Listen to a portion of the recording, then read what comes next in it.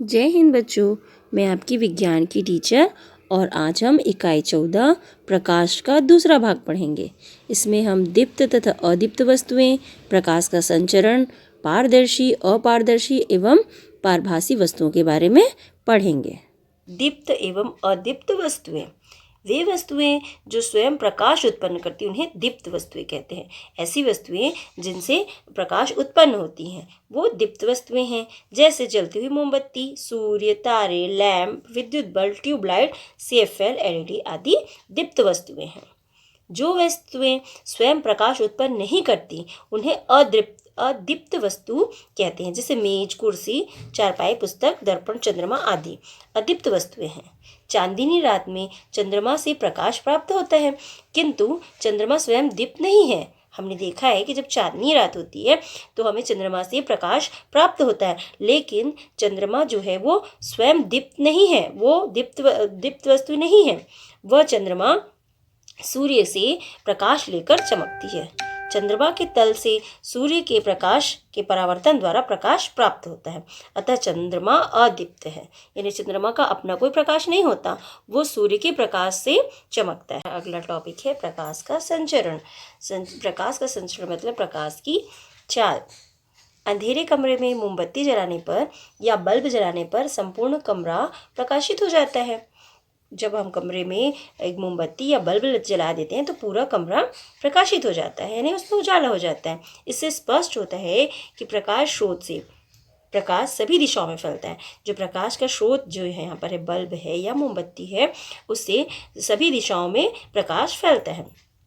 पृथ्वी से कुछ ऊंचाई तक ही वायुमंडल है, इसके उपरांत निर्वात है, फिर भी सूर्य का प्रकाश पृथ्वी तक पहुंच जाता है। हम जानते हैं कि हमारी पृथ्वी के कुछ ऊंचाई तक वायुमंडल है और उसके बाद जो है वो निर्वात है, फिर भी सूर्य का प्रकाश पृथ्वी तक पहुंच जाता है। इससे पता चलता है कि प्रकाश के संचरण के लिए किसी माध्यम की आवश्यकता नहीं होती।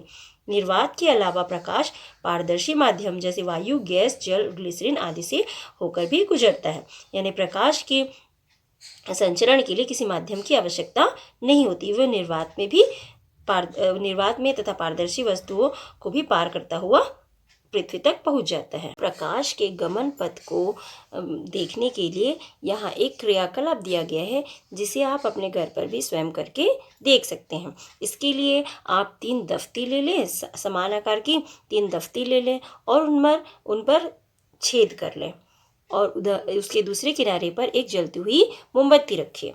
जब हम मोमबत्ती को उन छेद से देखेंगे तो उसका रोशनी जो है मोमबत्ती का हमें दिखाई देगा, अगर एक लाइन से रखा हुआ है तो।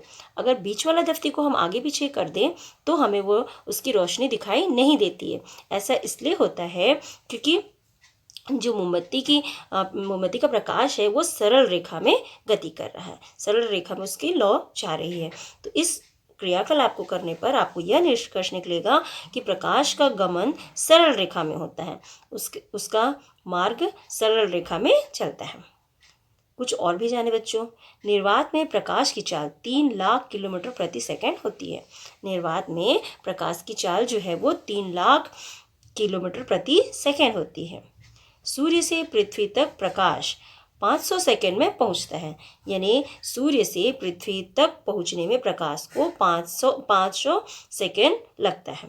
किसी अन्य पारदर्शी माध्यम में प्रकाश की चाल निर्वात के प्रकाश की चाल से कम होती है। किसी अन्य पारदर्शी माध्यम में प्रकाश की जो चाल है वो निर्वात की चाल से कम होती है। हमारा अगला टॉपिक है पारदर्शी, अपारदर्शी तथा पारभासी वस्तुएं। पारदर्शी वस्तुएं वे वस्तुएं होती हैं, ऐसी वस्तुएं जिनसे होकर प्रकाश आर पार निकल जाता है, उन्हें पारदर्शी वस्तुएं कहते हैं। जैसे स्वच्छ कांच, स्वच्छ जल, ग्लिसरीन, मतलब ऐसी वस्तुएं जैसे कांच और जल जिसमें प्रकाश जो है वो आर पार निकल जाती है। अगला है ऐसी वस्तुएं जिनसे होकर प्रकाश का केवल आंशिक भाग बाहर निकलता है, उन्हें पारभासी वस्तुएं कहते हैं।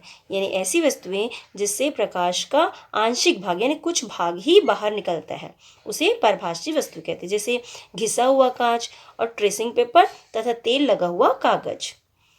ऐसी वस्तुएं जिनसे होकर प्रकाश बिल्कुल नहीं निकल पाता, उसे अपारदर्शी वस्तु कहते हैं, जैसे दफ्ती का टुकड़ा, लकड़ी का टुकड़ा, धातु की चादर, दर्पण आदि। तो बच्चों, आज हमने दीप्त तथा अदीप्त वस्तुएं तथा पारदर्शी अपारदर्शी वस्तुओं के बारे में जाना। इसका अगले भाग में हम छाया, प्रछाया और उपछाया के बारे में पढ़ेंगे। धन्यवाद बच्चों।